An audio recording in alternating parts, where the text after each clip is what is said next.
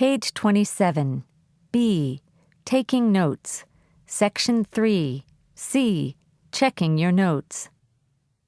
Let's move on to another area of proxemics, the use of space in the design of the home. I'm going to give you examples from several different cultures, and you'll notice, I think, how the home itself reflects people's need for privacy. In American culture, privacy is highly valued. It's very important to most people, even to those who like to spend time with others. In a typical home, parents share a bedroom, of course, but it's very common for each child to have his or her own bedroom. The idea here, although this is a little off track, is for each child to learn responsibility for one area, for a certain amount of space, which is his or hers. It's a step towards that child's future independence.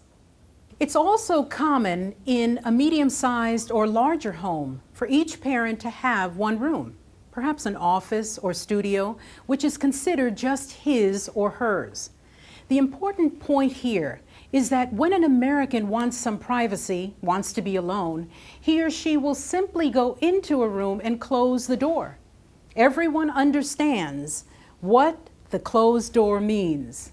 They know there is no reason to worry, but they also know that they have to knock before entering. Now, a different culture.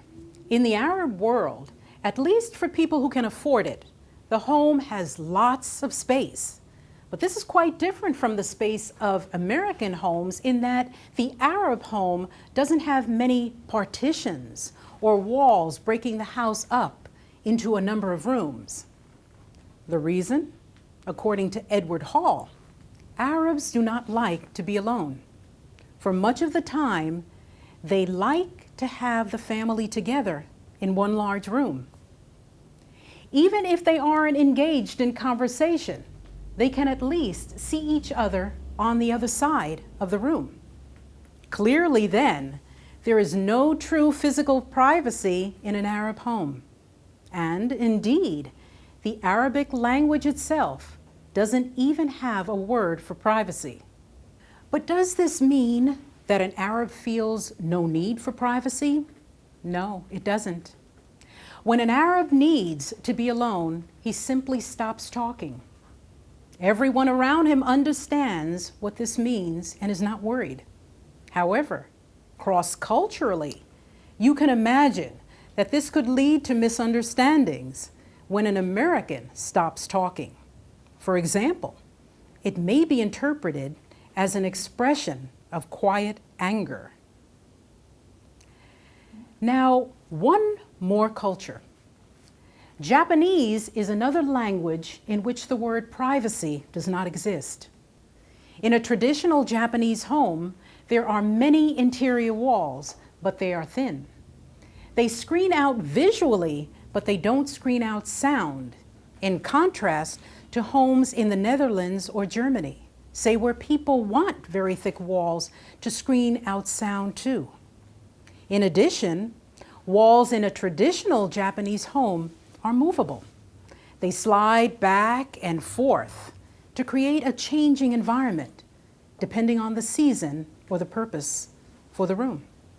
The same room can serve as a dining room, bedroom, or living room for socializing. In Japanese-style sleeping arrangements, the family members sleep close together.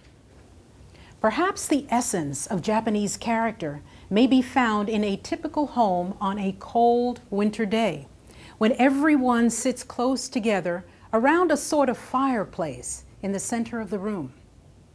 They all sit under the same quilt or blanket, and this holds in the warmth. So you see that the design of the Japanese home emphasizes the need for closeness. In such a small, crowded country, there is little privacy. What little there is may be found in quiet corners of traditional gardens. Well, see, our time is up. Before our next session, I want you to read the section in Hall's book about the design of cities. I'll give you a hint. I'm including this on your exam.